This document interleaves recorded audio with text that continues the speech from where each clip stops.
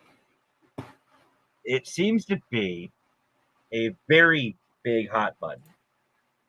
And I can't discuss it with anybody else but you, because I know you and I don't care. Right.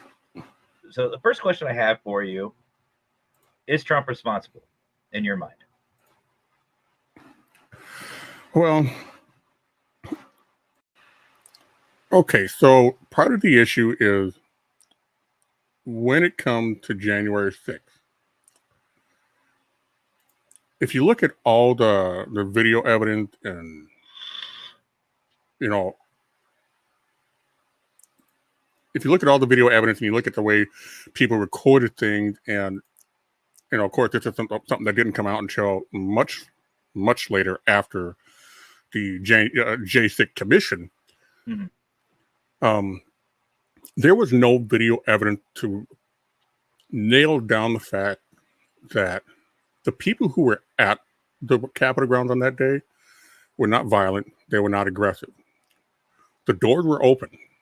There's video evidence of security guards letting people in and even telling them where to go in some cases. And then when, I can't remember, it's like about a year or so later, after January 6th, they start talking about analyzing all the video. And then it wouldn't be until Tucker Carlson, who got his hands on the data that showed the tens of thousands of hours that were either neglected or they didn't go through because they knew that would completely shut down the J6 argument. Now, there's also other video evidence of a guy who many believe, and whether this is true or not, this is always going to be something that's a contentious question. But there was a guy who was telling people to go to the Capitol and start a riot there. And the speculation is that he worked for the FBI. And there's some evidence that shows that he has held some sort of job within the federal government. So you got all that together. So when people say January 6th is a result of Trump, I can't agree to that for two reasons. All the evidence says otherwise. And number two, no matter what, everybody has the right to decide for themselves. Because even if Trump has said, don't go there, and he had been recorded saying, you know, to remain calm and be respectful. Mm-hmm. But even if he said, do not go, there's a good chance that still would have happened just because people were that pissed. People were that tired. People were that fed up with all the shit that was going on. Well, I think we all were. I don't think it's Trump's fault. Well, two things. First, I completely agree with you when you say that Trump even said, he had even tweets. He had proof, printouts of time-stamped tweets saying, be respectful. Don't be disrespectful. Be polite. Be civil. Don't do this. Don't riot. He was basically saying, if you're doing it for me, don't riot. Props for that. To me, if you got proof like that, and some people may say, okay, well, how do you know he was the one who tweeted it? Come on. He's on as much as, these kids anymore with TikTok or Facebook. Yeah. He's always on Twitter or X, whatever it is now. So to me, kind of hard for me to sit there and say, well, no, he's the mastermind behind it. Bull. The other thing is, just like you said, they released video of security guards letting him in. Why were they letting him in? Because it was a tour. It was a big tour group, which if you've ever been to DC, they have them. They have them all the time. They have tour groups. I mean, the Wicked Queen and I were down there. Now, I know the area somewhat. Like, I'm not real familiar with it, but I've been down there enough times to where I'm comfortable with walking around there. And we were just walking around, and the amount of people in these tour groups was amazing. And you're not talking like a 20-party tour group. You're talking 100, 200 people. These tour guides have megaphones with them. Mm-hmm. And this day and age, people are volatile. Someone farts the wrong way, and it's a national crisis. So, Oh no.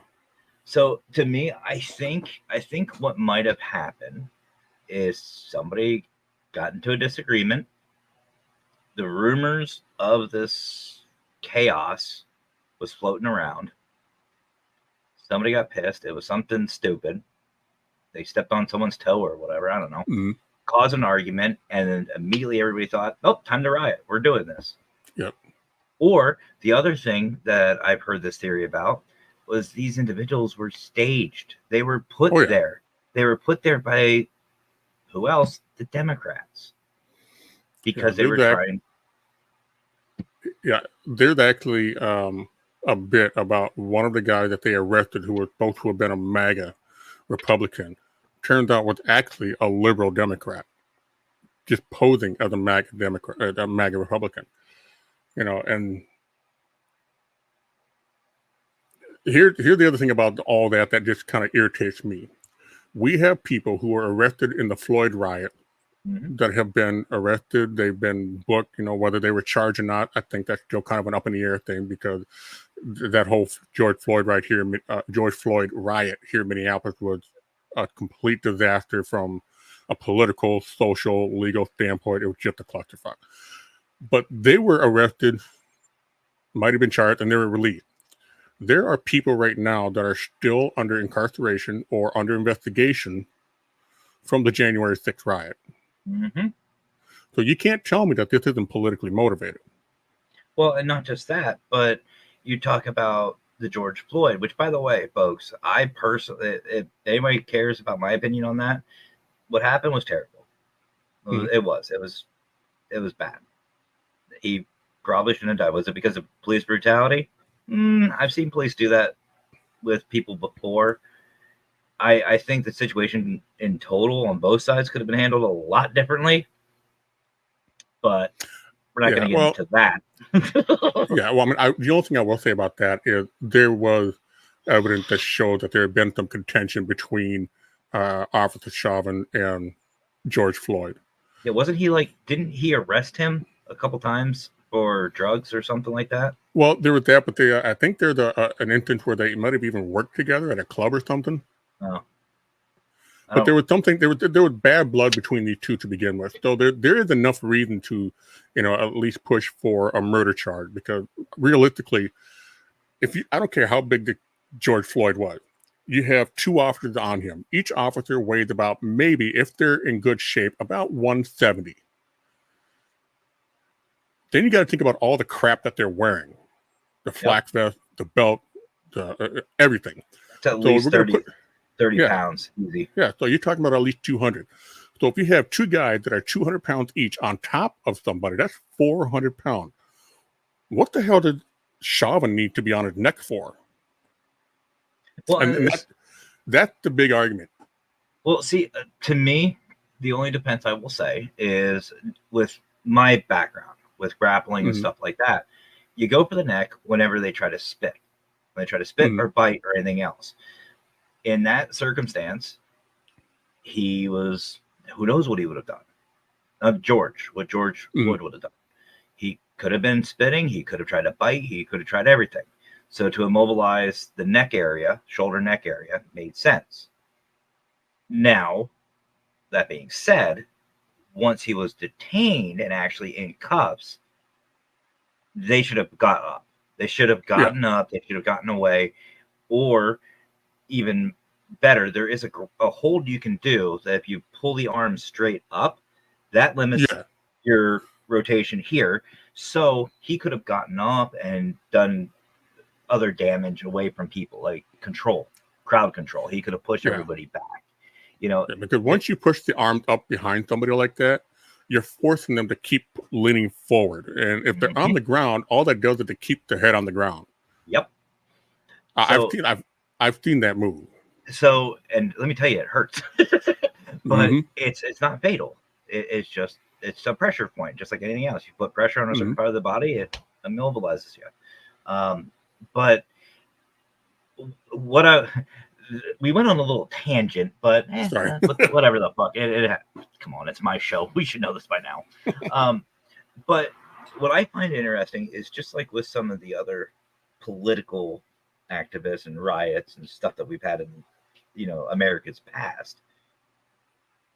There was people, January 6th, who was at the Floyd riots, who've been at other riots, who have been at these stop oil and stop fracking and all this stuff. So you can't tell me that one person or these groups of people all believe the same thing and are dumb enough to go all over the country for the same thing over and over and over, especially just like with January 6th. They go to a Democrat rally, they go to a Republican rally. You can't play both sides. Yeah. So to me, there has to be some kind of motivation there.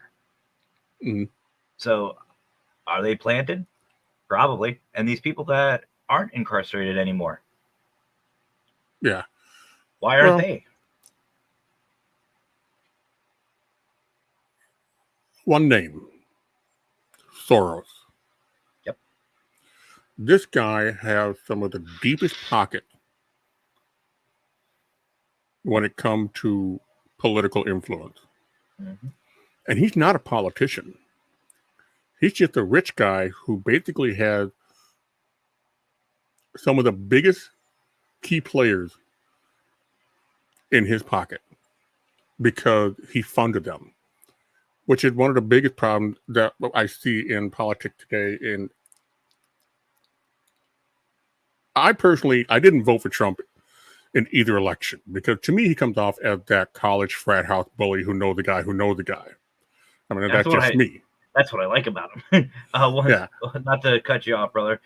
Nope. Sonia, you jumped in on an interesting one. So Shadow and I are known for a couple of things in the Parapost community.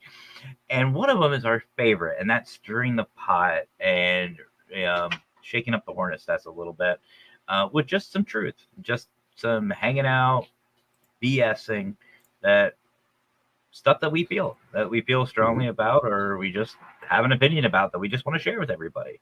But like the description says, it doesn't represent anybody else but us. This is just a little behind the scenes, I guess you could call it that, because this is what we do. Yeah. So if you don't like your feelings getting hurt or you take stuff personal, probably not the show. Just saying. But welcome either way, Sonia. And don't forget, after we're done sniffing kids, we might go for ice cream. Wait, say what now? How you get the back end. Every time I hear about going for ice cream, I think of the movie The Ringer. And that one kid, when the fuck did we get ice cream? I can never relate to a movie character, as much as him in my life. Because that's how I would react. That is exactly if the Wicked Queen would come home and say, "Oh, we had a great day. We did this, we did that. We went out for ice cream. What the fuck did we get ice cream?" Yeah. Well, do you ever watch that 70s show? Of course. That one scene when Hyde was working for his dad, and it was like in the first couple of days, and he sit down in the circle and he's so high and he's like, "Which one of you put this tie on me?"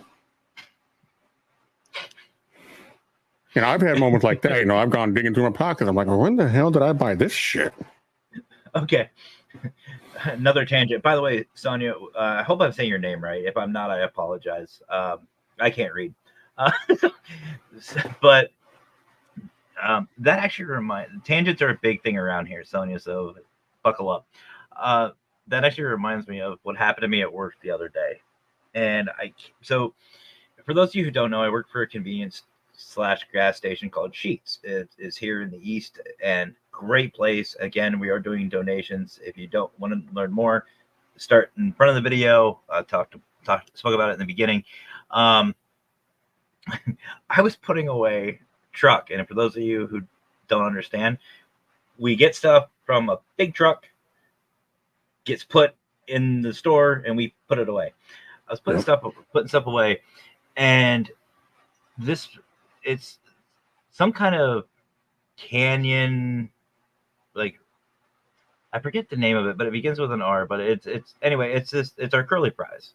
It's from some kind of canyon. Anyway, I swore up and down that the box had roasted crayons. I was convinced it said roasted crayons. I was that tired. I could not find where the roasted crayons went. I actually asked somebody. I said, "Hey, where did the roasted crayons go?" They're like, "What?" They're like, "Are you a Marine?" Yeah. Oh, wait a minute. Hold on. I went back, read the box. I'm like, "Oh yeah, that's not what it says." But yeah, so now it's a joke. I'm saying it exactly right, Sonia. Awesome. JC, what's up? Haven't seen you in a while. How you been? Happy 4th to you as well. Welcome back. Missed you. JC, you're in for a good one. But Yep. you know, going back to the ice cream, because you got the fat kid on food. One of my favorite TikToks, and I think another job of the American president is to be a good comic relief. Bush had it. Clinton had it. Hell, I wanted Hillary to get elected just so I could call Bill the first lady. You know, Trump had his. Biden's ice cream truck one is my favorite. My absolute favorite. I think he's in like Philly or some kind of inner city. And somebody photoshopped in this ice cream truck that drives behind him, and he just it just turns and just walks off the street. I was like, yay. Well, you know, every time Joe starts talking, all I can think of is something like this. Flight 407, Joe Strider requesting flyby, request tonight, even have him clipped and midget in the knees. Sadly, I understood that. JC, been busy with my mom. We found out she has heart murmur. Prayers. Can we get some love and some prayers in the chat for JC and their mom, please? Please. She'll be in my thoughts and prayers, definitely. Mm-hmm. Definitely. Keep me updated, JC, please, on how she's doing. Hopefully they get everything figured out and sorted. But you know, it's funny. When he first got elected, his demeanor, his everything was good. He cognitive ability, you know, that's what he needs. He needs some health and power shoe shakes. That's what he needs. Mm-hmm. Shameless plug, yay. But they're not shameless. I'm happy with. I love people over at Health and Power Shoe. You could understand him. It was fine, great. I think what happened was they lost his ventriloquist. Yeah. They need to hire Jeff Dunham, because I said this. I think I even said this to you. Jeff Dunham is not the greatest ventriloquist.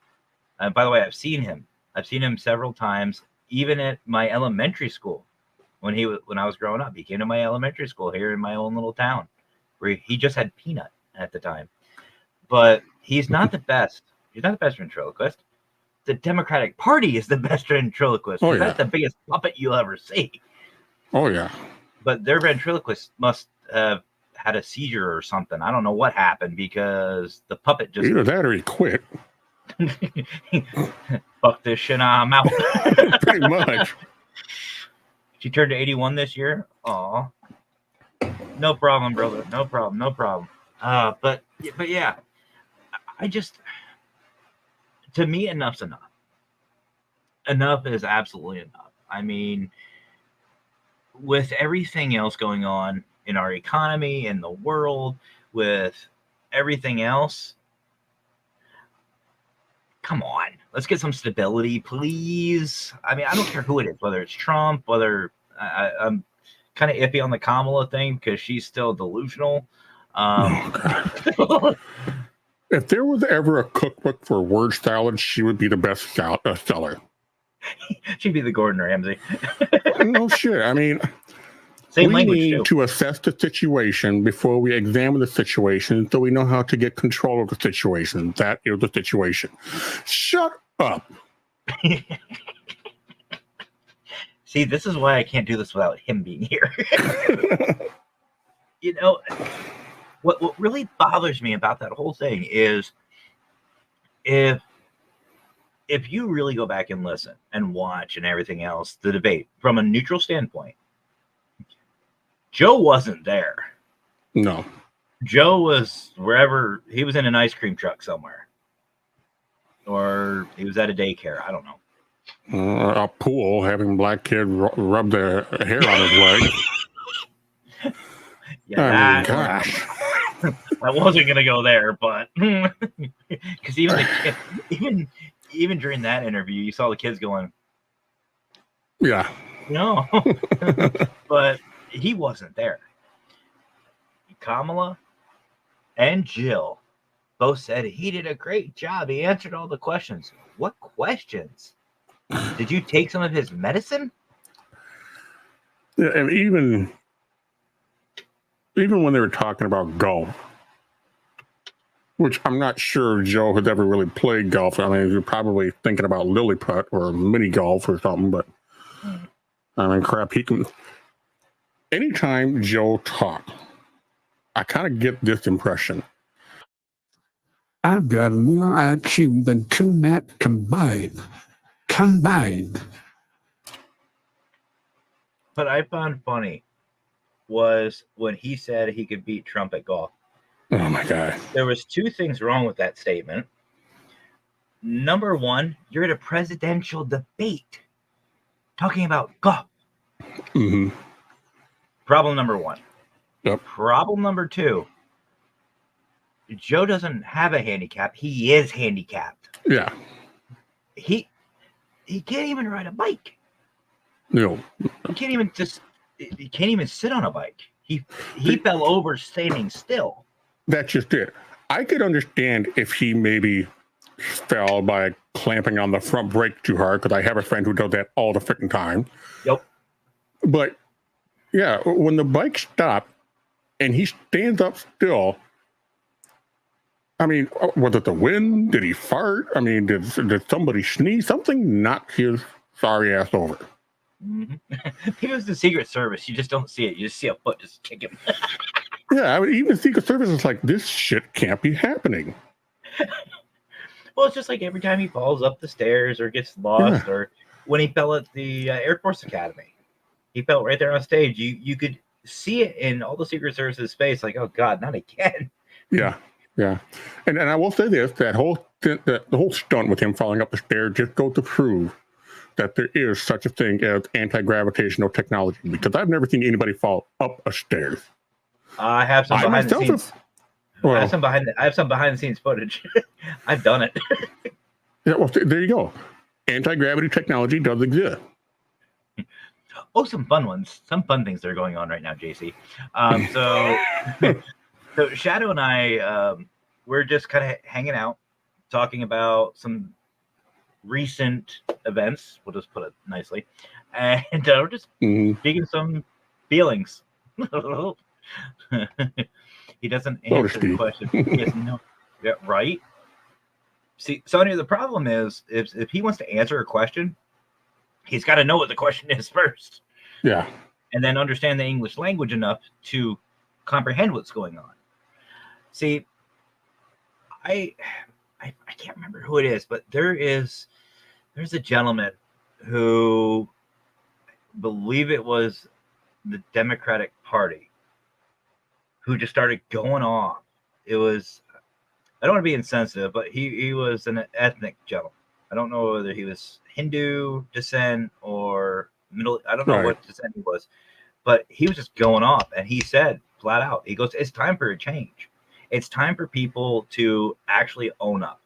Like one thing that I've always agreed upon is we need to have a limitation on the House of Representatives and the Senate. Yep. We have to. When these people are in office, like just sworn into office, when Lincoln was alive, there's a problem. Yeah. There is a problem. It's not till death do you part. I say it should be just like the presidency. You get 2 4 years. That's it. Mm-hmm. Rotate out. You know, one of the things I've heard on CNN, Fox News, MSNBC, TikTok, Facebook, all over, all the news people are saying that the next generation, like not our generation, the generation behind us, aren't interested in politics. Well, no shit. Look at what they have as an example. They want to see what the House of Representatives or the Senate's like. Go to a nursing home. Yep. It'll be more entertaining. At least when they say they shit their pants at the nursing home, you kind of expect that. You know, it doesn't make public news, but put some limitations on these people. Yeah. You want to talk about cognitive abilities. Some of these people still think segregation's a thing. Yeah. You know, and to me, I'm sorry, but whether you're Trump, Biden, whoever, 70 years old to me is too old to be a president. Mm-hmm. No matter what your mindset is. 50s, 40s, 60s, maybe.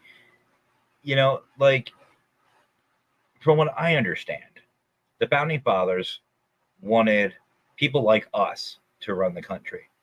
We get voted by our common peers, by the blue-collar, hardworking people, true blue blood Americans. We are supposed to be running this country.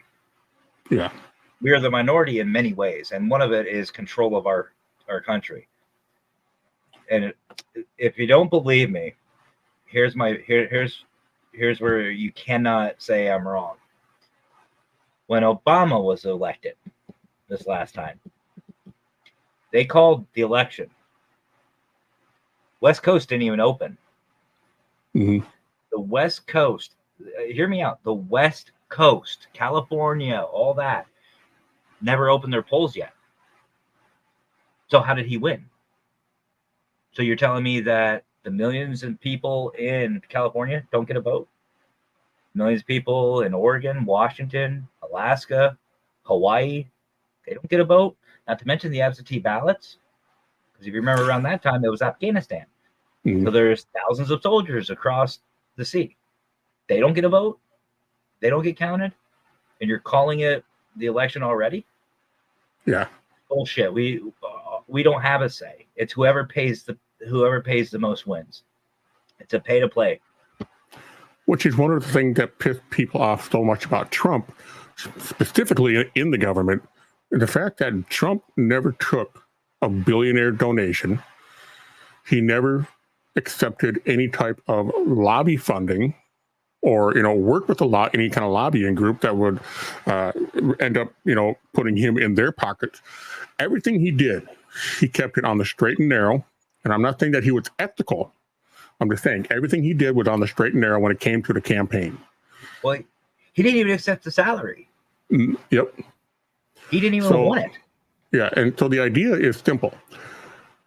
Any elected official, whether you're talking senator, Republican, president, even down to the city level, anytime you have a quote-unquote elected official, you are hired to fulfill a position to serve the people, not the other way around.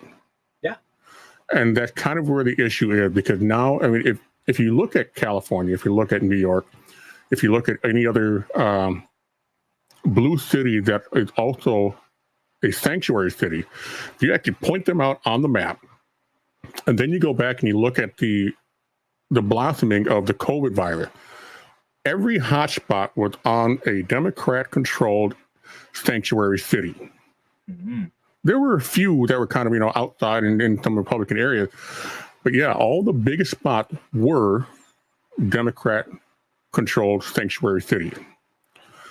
And when you have that, there are two things that's going on with this. Number one is you're actually instigating a viral outbreak that's just terrifying and amazing at the same time because of how fast it all happened. But there is a video that I posted on my page not too long ago about a guy who actually went down to the border cities and investigated the immigration problem.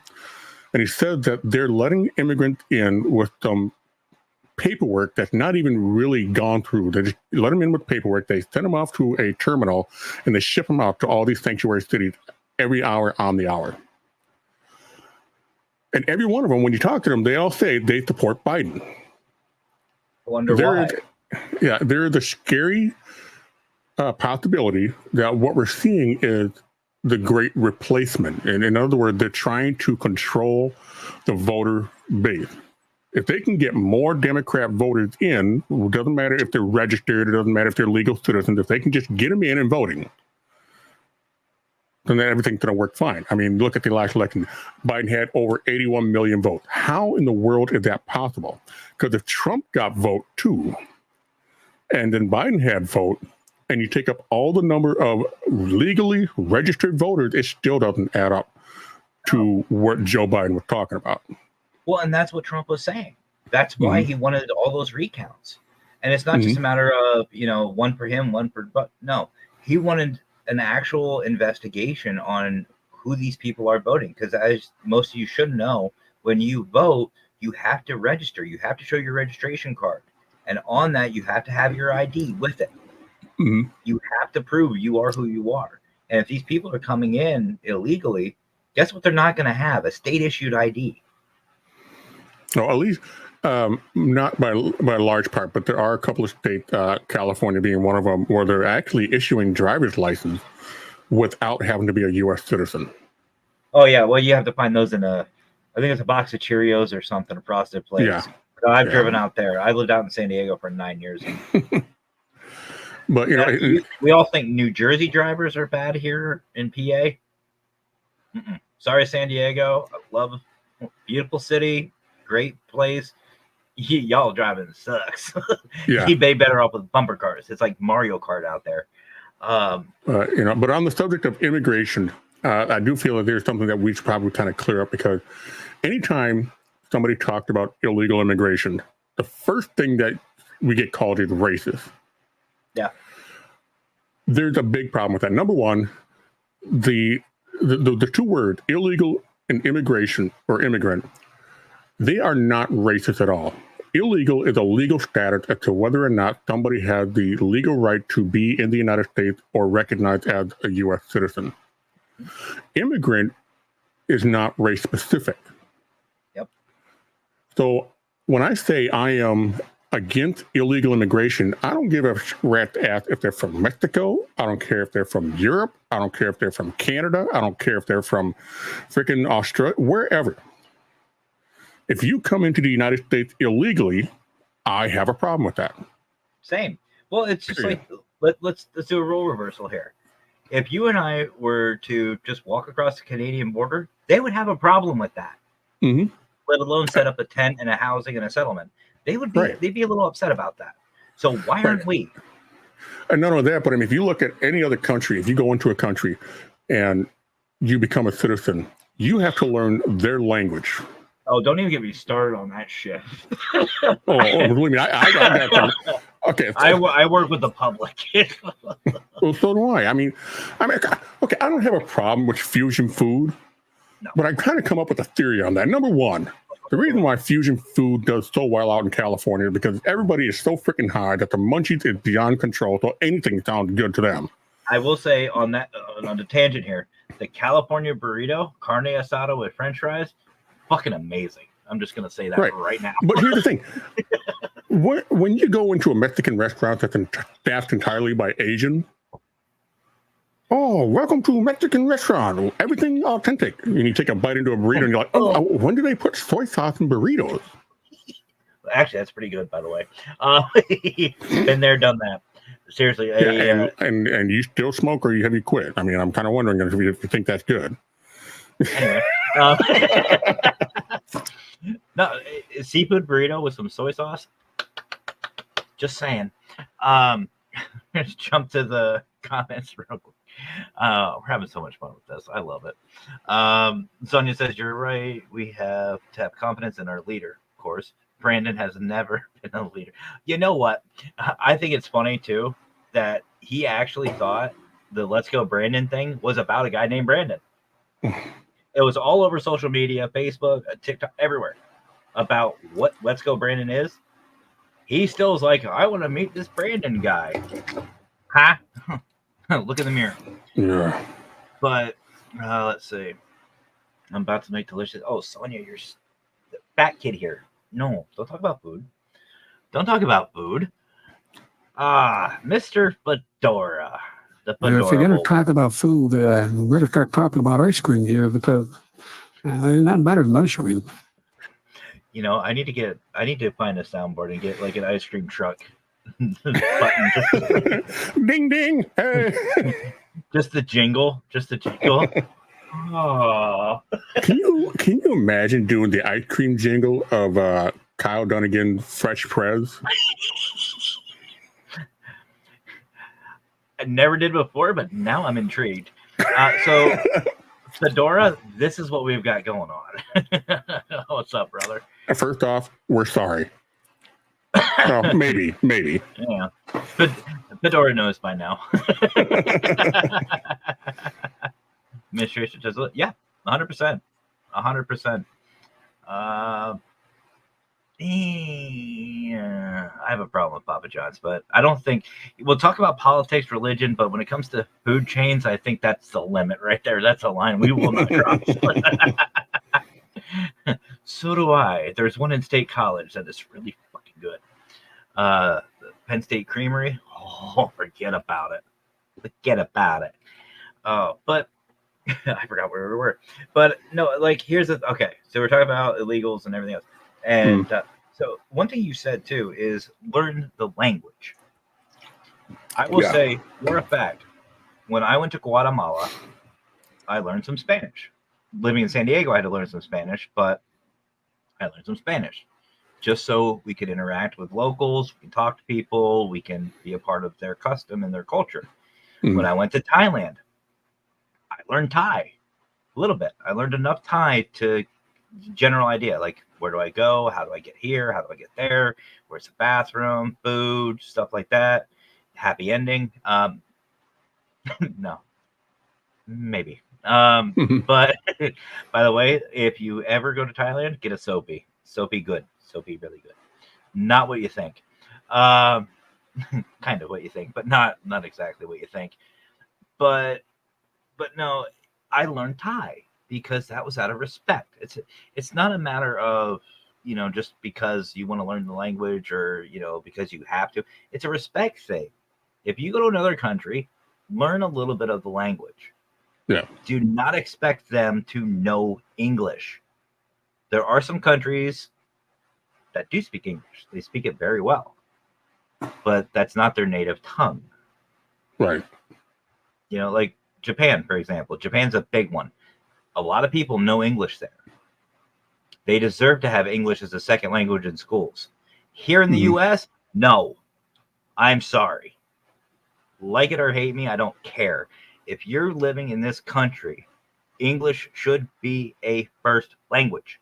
If you need help, like if you legally come over, like from India or wherever, and you need help with the language, by all means. Right. We should be there to help. That should be part of the immigration process. I'm not saying it shouldn't be up to the schools. It should be up to the immigration process. You need to know how to speak enough English to get by. Especially if you're going to own, this is one that really pisses me off. The ones that own stores or own a business. You are expecting Americans to come into your store to do business, to provide for your family, and you don't speak English. Shut down. Buy some fucking Hooked on Phonics. Sorry, not sorry. But that's the way it is. If I go to Thailand and I buy a piece of property and I open a store, I'm going to learn Thai. I am going to learn enough to where I can interact with my clientele. I can make the business run and function. I'm not going to sit there and say, you need to come in and speak English, because they will probably do a lot of bad, nasty things to me. But I'm saying, but oh wait, here we go, Sonia. Yeah, it's a respect thing. I know a little bit. I don't remember a lot, but I know how to say hello for male and female, because that's something, believe it or not, that I don't know if you knew this, but to say hello to a male is completely different than how you say it to a female. Yep. It's weird. It is so weird. There's a Chinese takeout in my small town that do not speak any English. They treat the customers so rudely. Yeah, absolutely. And actually, what's really funny about this statement right here like I said, I live in San Diego, so I know a little bit of Spanish.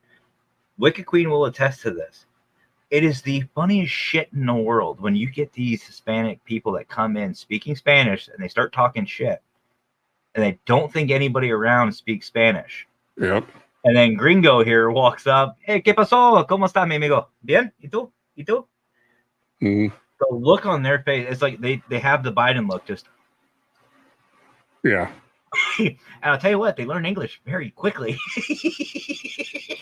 Well, I actually worked at a greenhouse that was heavily staffed by Mexicans, and one day I was sitting down for lunch. I didn't bring much with me, and there was a couple of teenagers that thought, well, let's fuck with the gringo, and a family.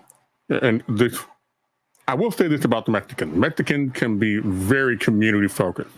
Oh, absolutely.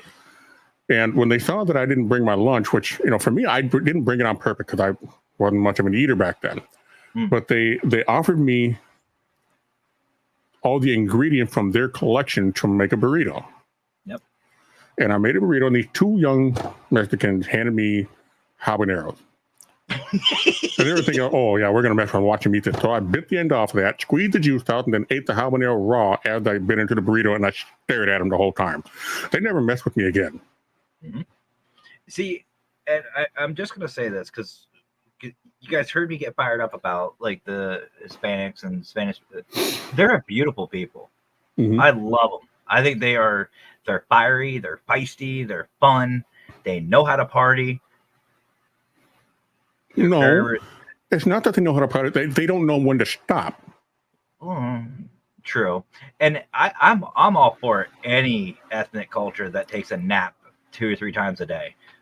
Sign me up. Hell yeah.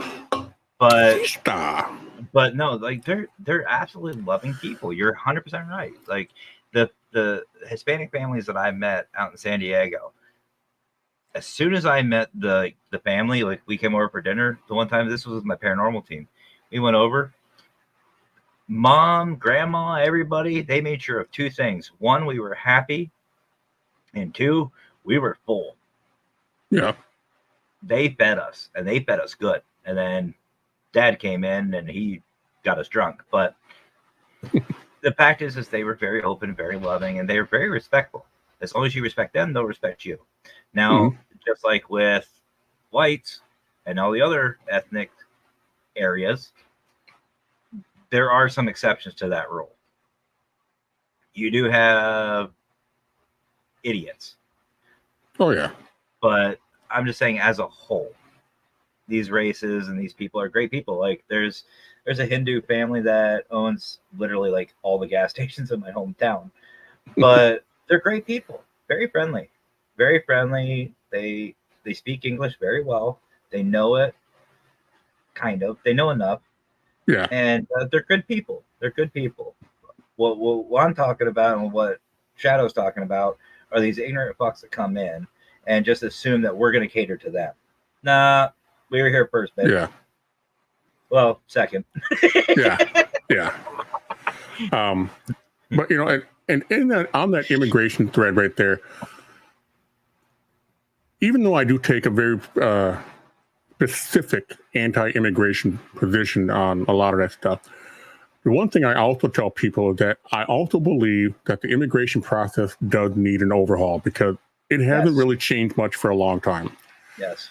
And the one argument I hear people say, well, we want all the good people to come in.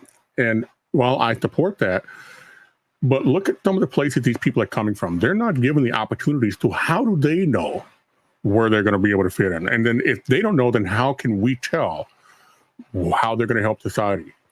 So I believe the immigration process does need a major overhaul. Oh, yeah. Well, a lot of our government funded facilities need an overhaul. Mm. They need to, just like the state welfare stuff. Welfare, unemployment, food stamps, stuff like that. That needs an overhaul too. Mandatory drug screenings. You have to. It has to be stricter. It has to be specific guidelines. And here's the thing. And I've heard this before, and I completely agree with it. Just like with everything else, times change.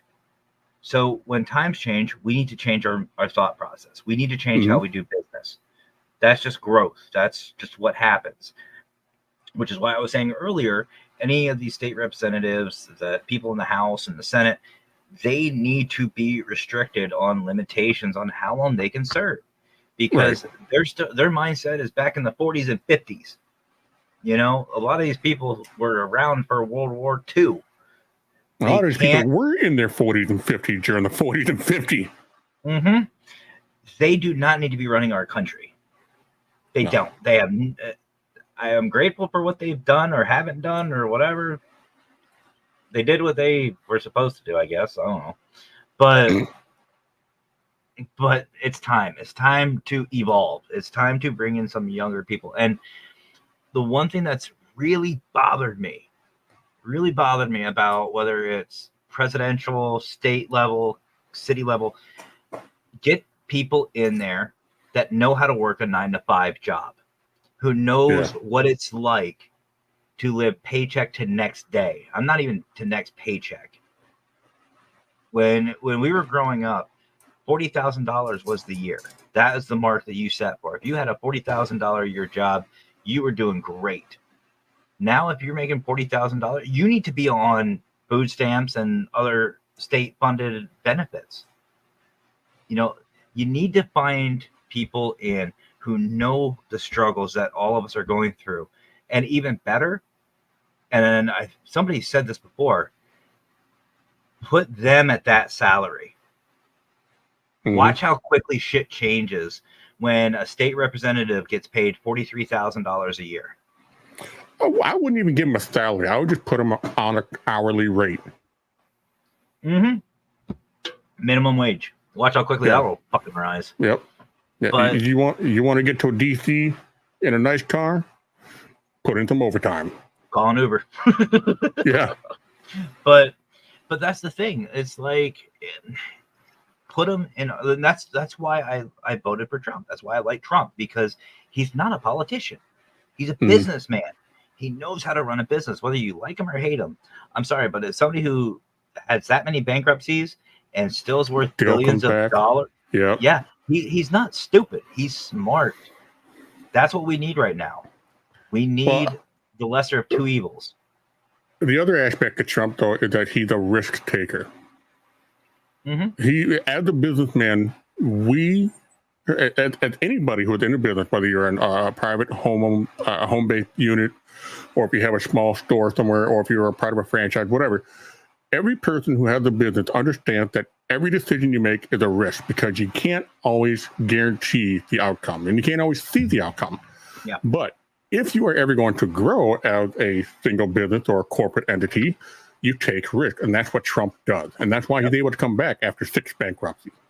Yeah, and that's the thing. Like, I see who said it. Yeah, Sonia said about the agenda. I'm sorry, but the facts are the facts. The Democratic Party, their agenda is filling their pockets and filling other people's pockets. Case in point, you don't believe me? Why is all the money going overseas while we are struggling here? I'm sorry, but I thought you were the U.S. government, not the world government. You're not in control of NATO. Help us first. And what I really liked about Trump as a whole is he's more, let's worry about our home first before we start worrying about everybody else. Like, what I love about it is it's just like at your house. Are you going to go clean your neighbor's house before you clean your own house? No. I'm not going to go mow my neighbor's yard before I mow my own. I'm not doing that, especially not with the price of gas anymore. No shit. I take care of my family. I take care of my stuff first, and then I worry about everybody else. And that's what we need right now. That's what the American people need. That's what we want. And the problem is these people at Fox, MSNBC, CNN, all the news outlets, they don't care. They say they're for us. Bullshit. Absolute bullshit. If you were, you'd be talking to Billy Joe down the street with one tooth, finding out what's his struggle. What's he going through? Talk to the people at the convenience store, at these gas stations, McDonald's, all these other places, Walmart. Go talk to the employees. What would make your life so much better? Start talking to the American people. You want to start fixing shit. Don't start talking to other countries about how we're going to fix our country. People who don't even live here. Yeah. Well, okay, so this is kind of my forte here, but I'm going to start throwing some numbers out. And I know I'm going to apologize to you if you lose followers, Matt. And for those of you who have followed me and decide to walk away from me on this, hey, it's America. You can do whatever you want. It's my show. Yeah, at least wait till the end of the statistic that I'm about to tell you before you make a decision, because this is a reality check that nobody wants to talk about. Starting off, one of the biggest proponents for the institutional racism in America is the racial disparity in American prison. Mm-hmm. Now, a lot of people can sit there and say, well, over 60% of the violent crimes are committed by 13% of the population, which is referring to the African American community. Now, it is true that the black on black crime is a travesty on so many levels. Yeah. Now, this is where the statistics start to kind of shoot down the institutional racism. 32% of prisoners in America, we're talking all over America. They may vary from city to city, but overall, 32% of the prisons in America are populated by African American. 31% is Caucasians or white. That's the next biggest demographic in the prison population. Then you start going down to mixed races, or you start going down to smaller ethnic groups, such as Native American, Latinos, Asians, things like that. Asians take up 1% of the population. So if institutional racism is a thing, then the system is racist against black and white and favors the Asian. Yep. Which completely obliterates the Democrat narrative of institutional racism. The other problem with racism is if you look at every Democrat-controlled district, they have the highest crime rate, they have the lowest graduation rate, they have the highest dropout rate, they have the lowest property value, they have the highest number of liquor stores per capita in these low-income neighborhoods. And when they make these budget cuts to the education system, which is public schools, and that's just how it works, the first schools that get hit and hit the hardest are the schools that are in low-income neighborhoods, which sadly is predominantly African American. So, if there is institutional racism, just by those numbers alone, it's not on the Republican side. I'm not saying that it doesn't exist on the Republican side, but your biggest problem with institutional racism is not Republican. And folks, let me if you're unsure of what Shadow's talking about, let me just make it put it in layman's terms. They are being set up for failure. Mm-hmm. It's what's happening. They are trying to. Here's the thing: would crime as a whole cease to exist if these lower income areas got the money that they deserve to keep the schools open, to do everything else? Would it disappear? No, absolutely not.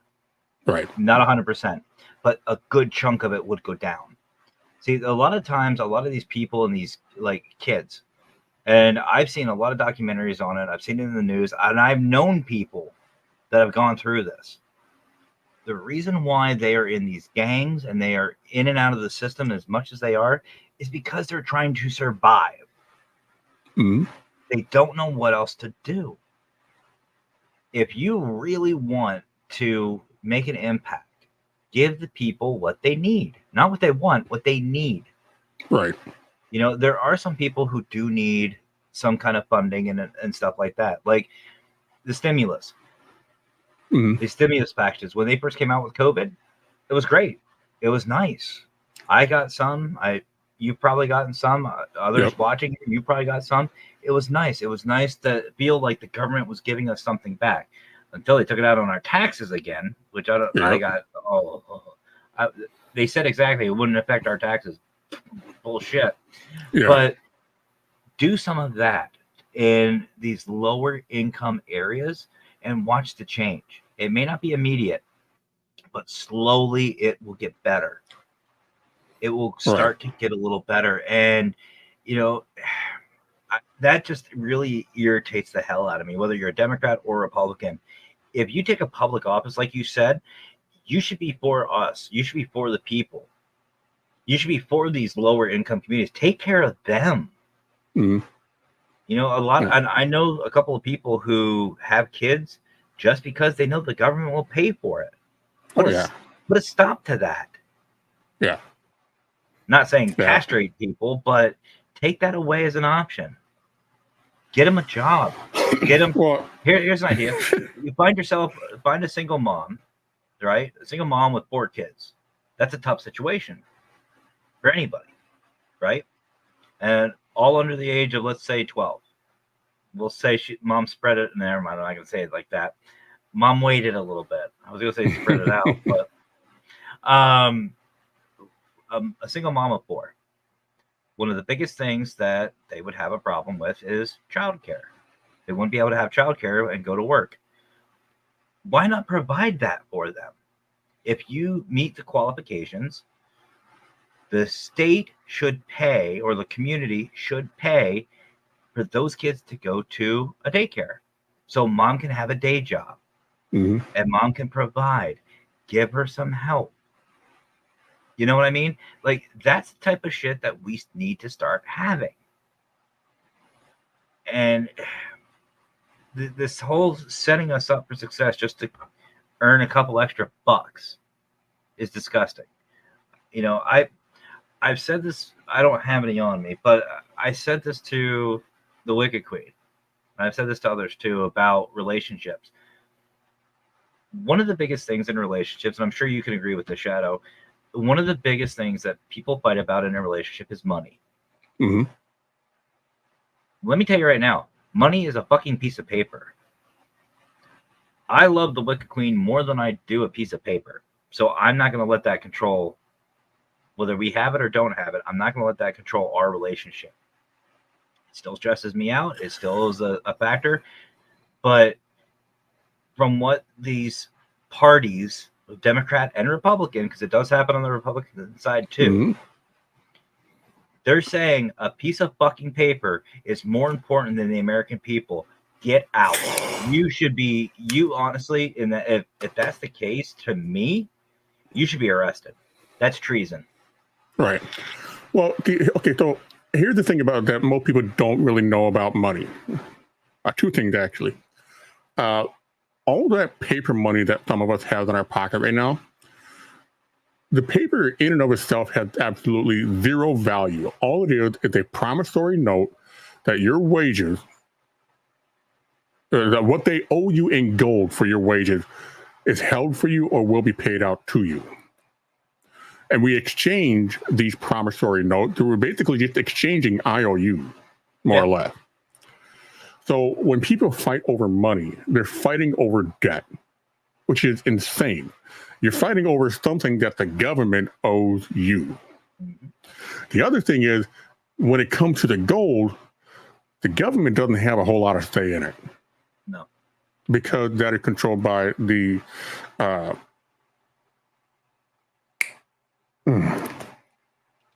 thing in the place. Well,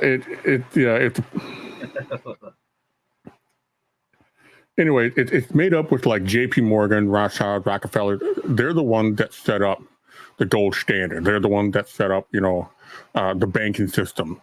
And they're not a government organization. No.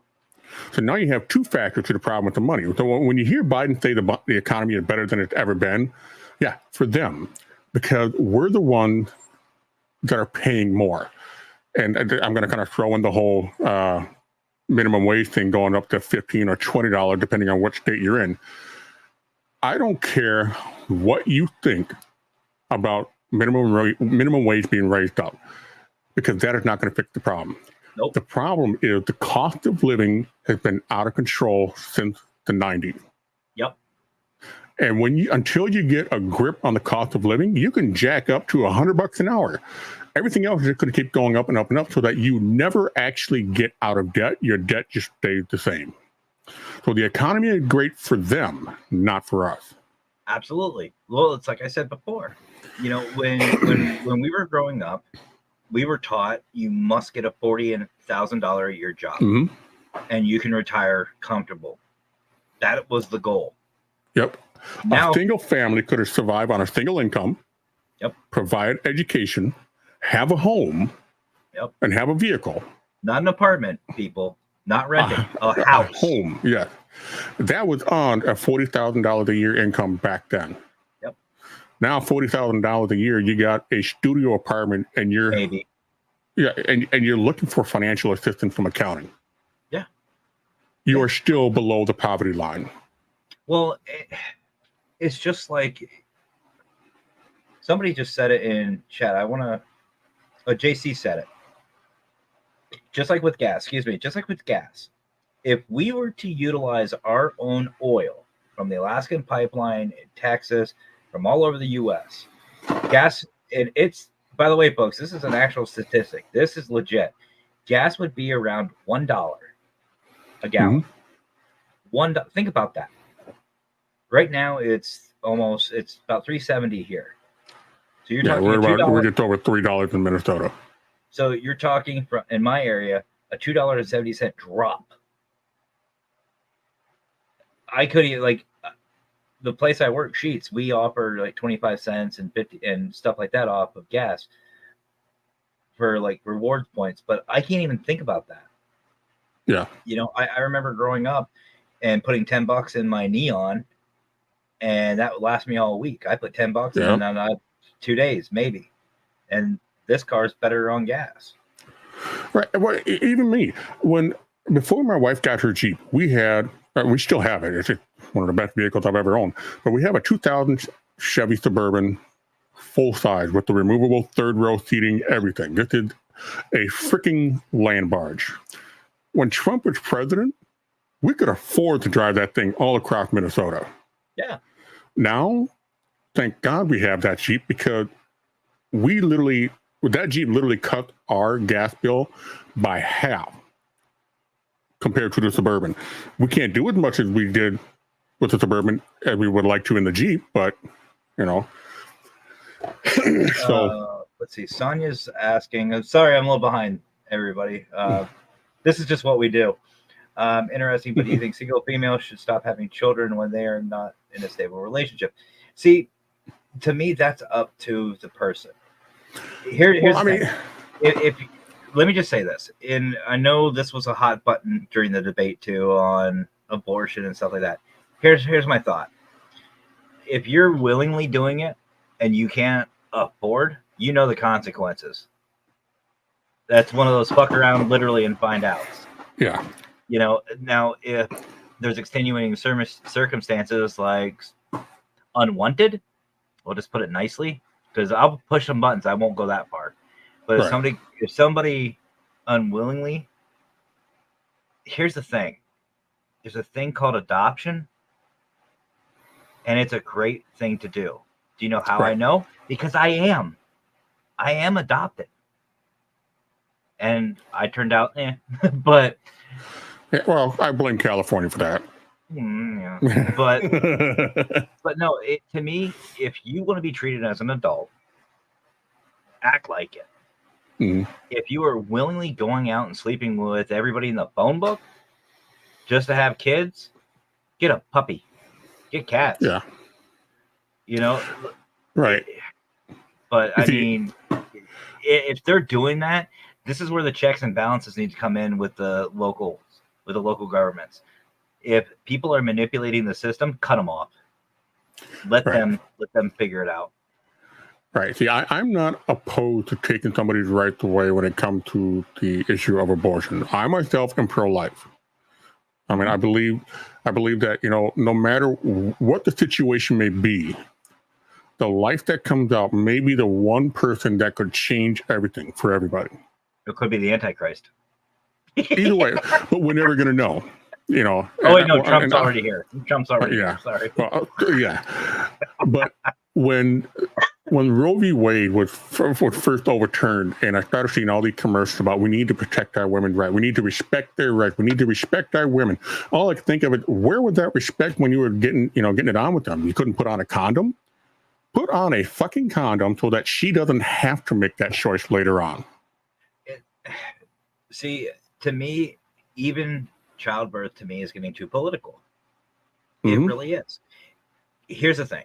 If somebody willingly is having children over and over and over and over and over just for the government to pay for them, there needs to be consequences.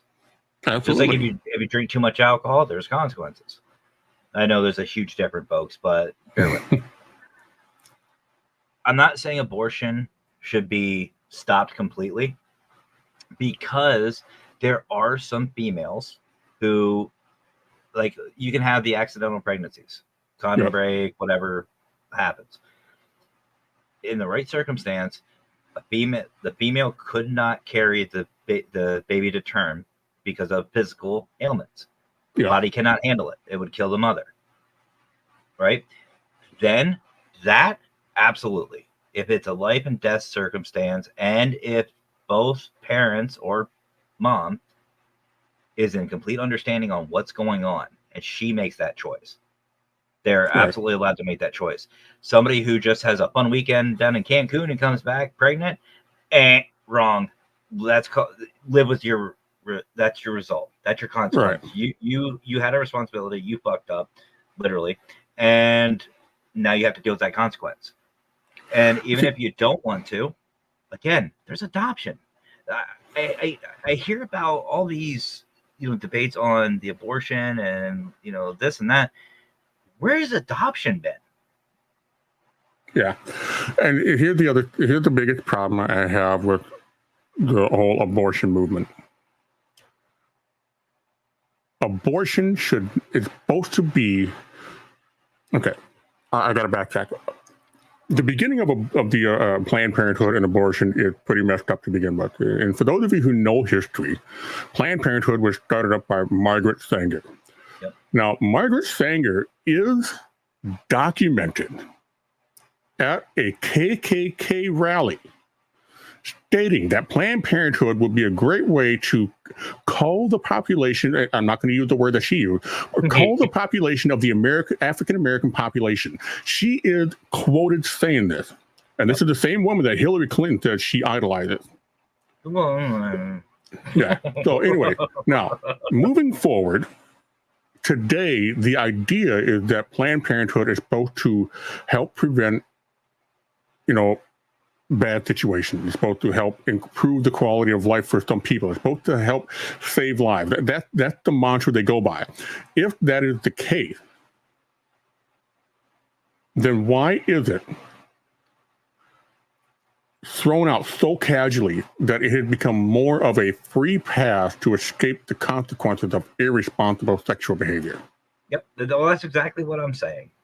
Like if you get someone that the female goes down to Cancun or goes to spring break, gets knocked up because she just was like field goaling it. Yeah. That's on her. Mm-hmm. That is completely on her.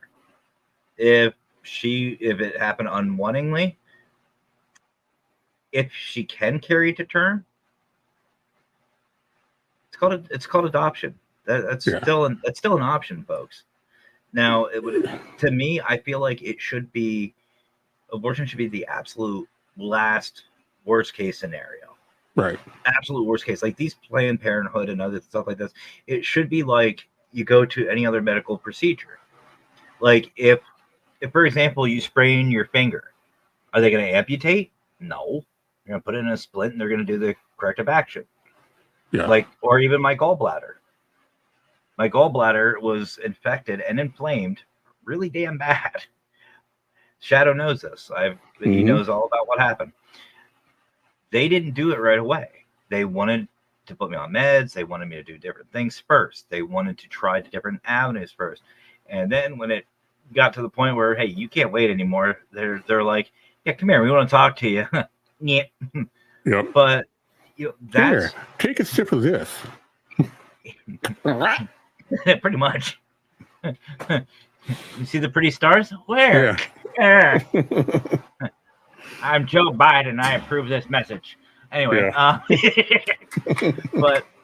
but no, it's like that's the steps. There should be steps to take, not just hey, I just I fucked up. I'm gonna go ahead and just no. Deal with the consequences. That's just what I'm saying. Right. And I know we're getting really far away from the original topic, but that's what we do. And actually, folks, this is literally how we are behind the scenes. This is no different. This is not a show we are putting on. This is exactly how we are. So, yay. But I just to me, there are other avenues. There are other avenues that we should take, and I think it's high time that somebody. I don't care who. And it's not going to be me. No, it's not him. Let's go, Brandon. But by the way, I still can't believe he thought that was a real fucking person. Just I want to meet this Brandon kid. The fuck are you talking? Sit down, Joe. Yeah, or whatever you're on, I'll take 2 of them. I'll take 12. I'll tell you what, God bless him. Robin Williams, he was right. We should have listened to Robin Williams. If you don't know what I'm talking about, look it up. Robin Williams live on Broadway. Look it up. His bit about Sleepy Joe. Sit down, Joe. but yeah. Welcome, Sonia. But oh wait, hold on. Here we go. I don't agree that the parents have to take raise their grandkids. Yeah, basically people who have kids and then they dump them off at their parents' house. Absolutely, that's another problem. Which I could personally speak on that, which is one of the reasons why I'm not with my daughter's mom. Which, by the way, for the record, folks, the Wicked Queen is not my daughter's mother, biological mother. But she's definitely a better one. We both upgraded on that. But what we really need is we need somebody to come into office. I don't care whether you're a Democrat, Republican, whatever. Roll up their sleeves and say, you, fuck you, you, fuck you, you, fuck you. Come here. We're gonna redo everything. We're going to take care of the American people first. We're going to make sure all of the Americans have what they need, have the economy they need, have the jobs they need. We're going to fix our issues first, and then we'll worry about everybody else. And with that whole categorization of American, that's white, black, Asian, whoever it is, whether you are a naturally born American or a naturalized citizen. Legal citizen. Yeah. You are a part of that group, and who should be taken care of first. You know what? Fuck it. I'll run. I'm running for president. Here's my foreign policy. Fuck off. I got shit to deal with at home first. I'll be your vice president. I was the vice president for Joe Biden. You know what? I'm actually waiting for him to say he was the vice president for Kamala Harris. He almost did it. He almost did it. Well. Okay, so I don't know how many people remember this, but there was a conversation that took place not too long ago, and it happened more than once.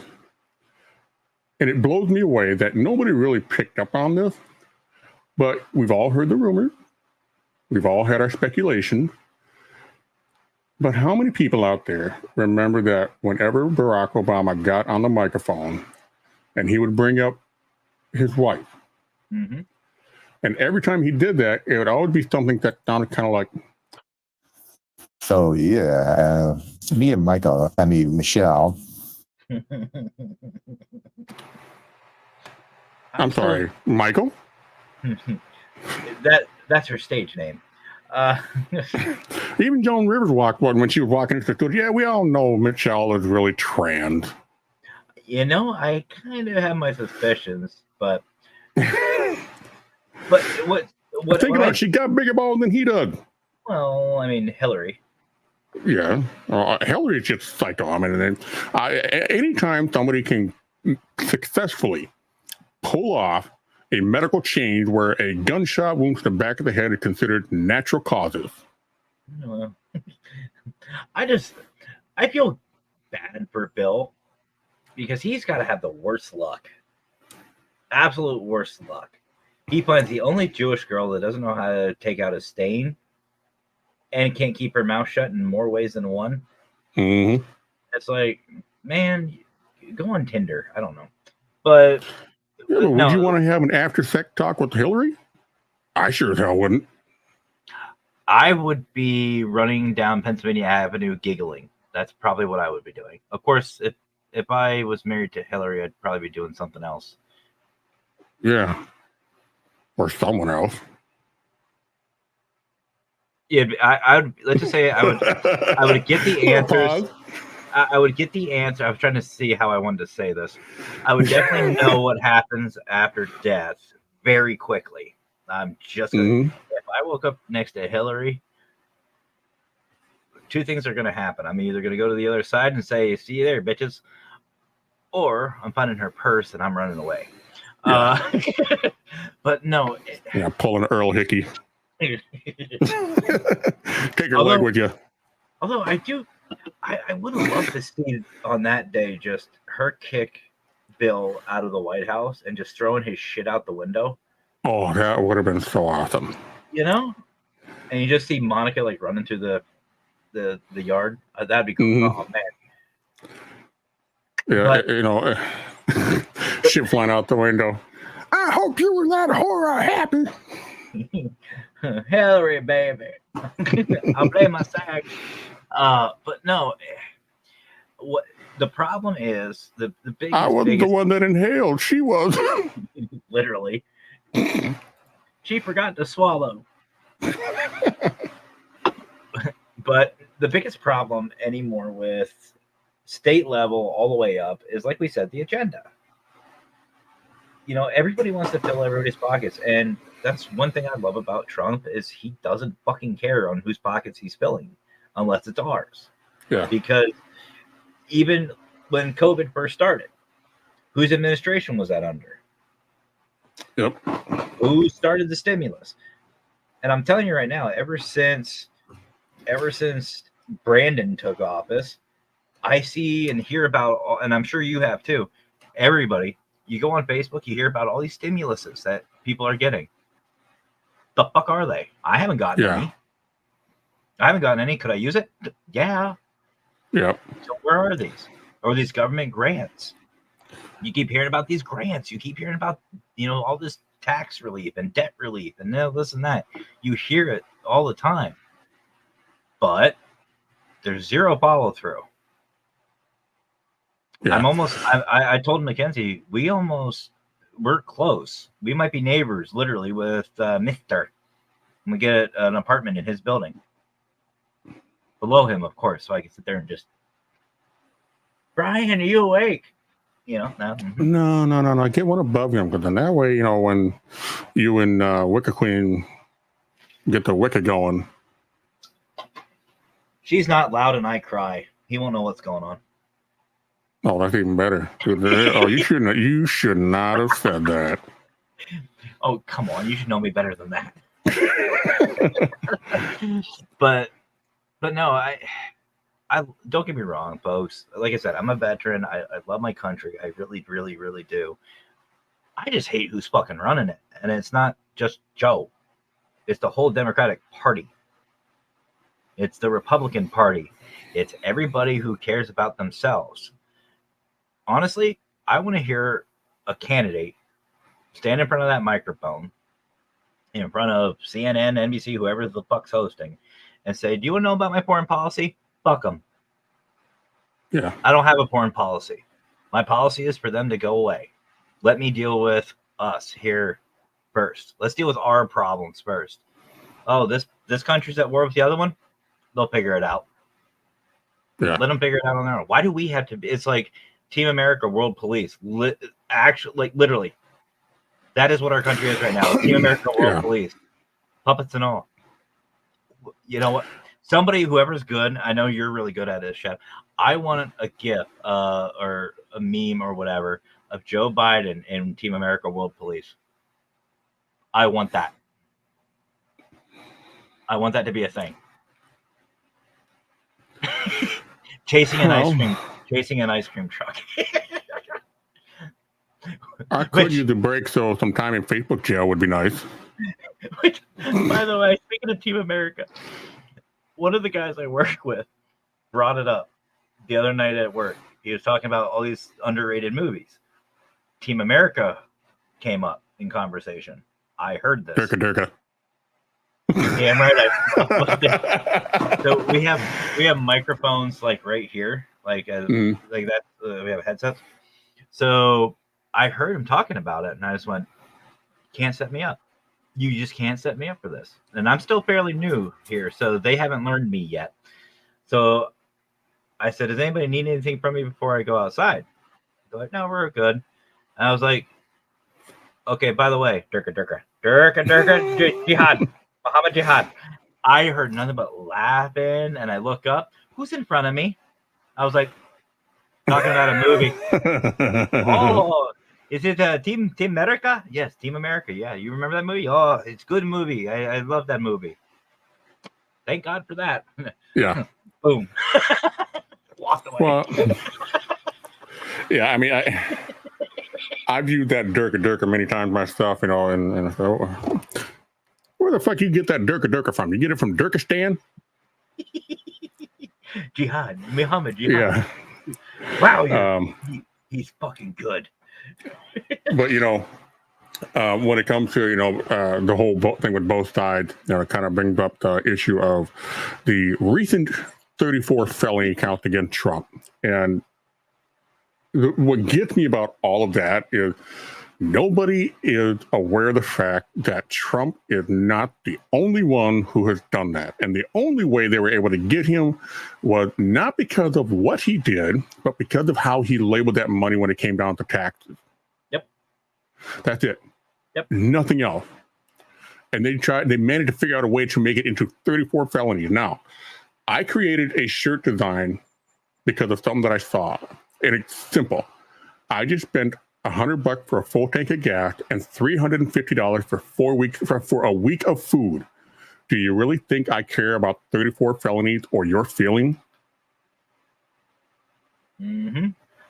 I think one of my favorite, most recent ones is when he got acquitted. There was a shirt made up that said "Arrest this" with Trump flipping off the camera or whatever. That was great. This might be a thing. Sonia, I know you're new here, but I'm going to tell you right now, the worst thing you can do on this show is give me ideas. Because a lot of things happen when I get ideas. Something really good, really bad, but everybody cringes. I have never seen anything good come out of your idea. Because usually when you say I have an idea, it's followed by mistakes were made. I need to make that into merch. Mistakes were made. Yeah. And I sure as hell hope so, JC. I really do. I really hope that people are watching and listening. That's why it's important to share these out. Not just because it's fun, don't get me wrong, but I hope I know this little show is not going to get on CNN or Fox News, and if it does, I'm going to disappear because I'll probably be fired. But it's, guess what? It's what they need to fucking hear. The truth hurts. Deal with it. Grow up. The fact is I'm tired of seeing all of our money and our money as a collective whole go all over the fucking world, but not here. I know for a fact shipping is a bitch to go overseas. Yeah. It's a lot cheaper for here in the US. US shipping is a lot cheaper than going overseas. Just saying. Yeah, I hope they're here. You know, I will say that if they are listening, the only time I'm going to worry about it.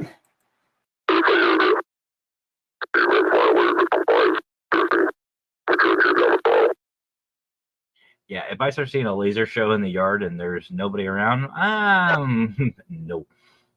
Mm-mm. You will see me go live and go, bye guys. Yeah. But so I figured this was gonna happen, but we are over the 2-hour mark. I knew this was gonna happen. I love it. But speaking of which, Karina, I do have to get up to her. I gotta have her dinner. I haven't eaten. and I haven't slept in over 24 hours. Come on, man. I've sniffed kids longer than this. Let's go, Brandon.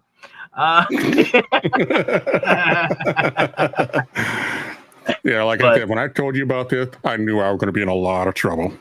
No, we are going to be in a lot of trouble. But I want to thank everybody for joining tonight. I know there was a lot of people that were in and out throughout the whole course of the evening. That's fine. I appreciate you guys stopping in. Sonia, I want to welcome you to this chaos. It's not always like this. This is kind of, you joined at a good show. At least it's entertaining, if anything. But I question the good part, but entertaining, yes. Yeah. When Shadow and I get together, shit doesn't just hit the fan; it blows it the fuck up. Yeah. And usually we're the only ones holding the umbrella because we know what's happening. Well, I'm going to say we know what's happening, but we've got a pretty good idea. Look, there is a fine line between knowing and causing it and not knowing. And also whether or not this will be here, this video will be still up on all the social media platforms by tomorrow. Yeah. Fact check this. No. But I want to thank you, brother, for agreeing to do this. I love it. It was great hanging out with you again. And we definitely need to do some more gaming. We need to get back on the gaming thing again. Oh, yeah. Yeah. That's a lot of fun. You know what? Maybe we should do old school, go fire up some Faz. I'm down for it. I still got it. See if we can get Laggy involved with it too. Yeah. I do know that they made some update to it. Yeah, I know. Some of the equipment's not the same, but it doesn't have to be because I just run around causing bad ideas and getting people killed. Looking for Ouija boards or, whatever. Although I also miss when you walk into a house and you're like, man, I hope it's not one that's going to want to start some shit right away. And all of a sudden you hear, where the fuck are you at, you limp dick Sally? And then we're like, oh, fucking Raymond. I hope it's not violent. Fuck you, bitch. Where the fuck are you at? There's been a few times Raymond got in there flying off at the mouth and the damn thing starts hunting right away. I still find it funny the one time. I think we had it on Nightmare just to see what would happen. Raymond's like, I really hope it's not bad. He's talking shit the entire way up the front door. And it was the cabin. The cabin that everybody died on the cabin. And I was right behind him and he's sitting there talking shit and he gets to the door, crosses the threshold, and boom, right in front of my face. And I just looked at you so I was like, yeah, we're gone. He's dead. Yeah, then it's usually, well, fuck, that didn't go that well. I'm dead.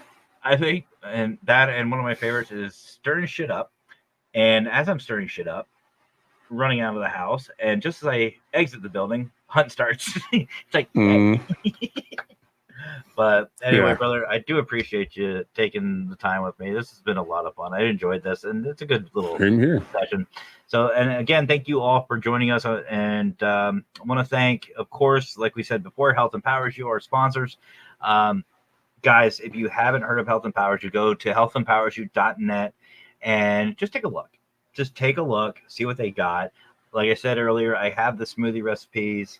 Definitely worth it. And use the code PC05 or TWS05, all caps, and get your discount, guys. And it's not for us, it's for you. It's for you to get your discount, save a little bit of money. Also, I want to reiterate the charity event that we've got going on. You can go to Buy Me a Coffee down in the description. You can donate to myself, which will go to, it's called Sheets for Kids. It's the company I work for. We are trying to help our communities, exactly kind of what we were talking about tonight, just to help underprivileged families out. And it's a big charity event. This is a short version. It's a big charity event. Walmart is involved with it as well. If you have a Sheets near you, just go and donate. You can do it for the whole month of July. Just please help the community out. If you don't have a Sheets, go to Buy Me a Coffee. You can donate there. Or if you want a little more bang for your buck, let me see if I still have it. There you go. Go to this address right here, paraconsultantstore.com. That is my merch store. All proceeds for the month of July will be going towards Sheets for Kids. Find yourself some merch. I got some new ones that just dropped today, and Shadow will tell you they're good. They're good. They're actually like, it's not like the weird crap. It's actually decent. I got some good stuff. I got bored. Just a little bit. I had some ideas. These were good ones. But head over to paraconsultantstore.com. There are some discount codes. I am offering 15% off for this month. 15% off on all the discount codes. As soon as you go, it'll be on the top screen. Use it. Use the discount codes. Get your 15% off. And again, all proceeds will go to Sheets for Kids.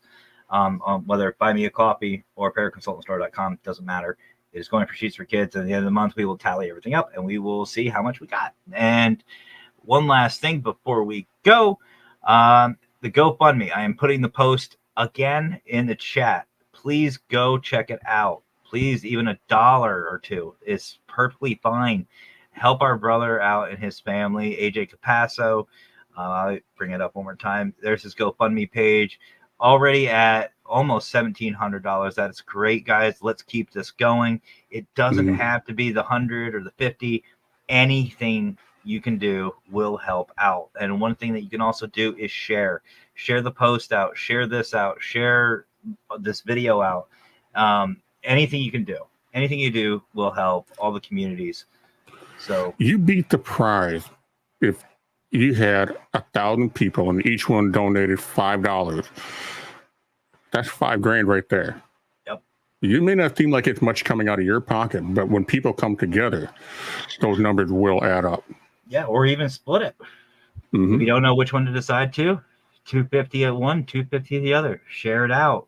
That'll add up. That's $2,500 for 1,000 people. You know, and you may not have 1,000 people on your Facebook or your YouTube, whatever, but you know what? There's power in numbers. If even one person shares it, somebody may see it. And it's not for me. It's not for Shadow. It's for guys like AJ and his family. It's for these kids. You know, they're the ones who deserve it, and they're the ones who.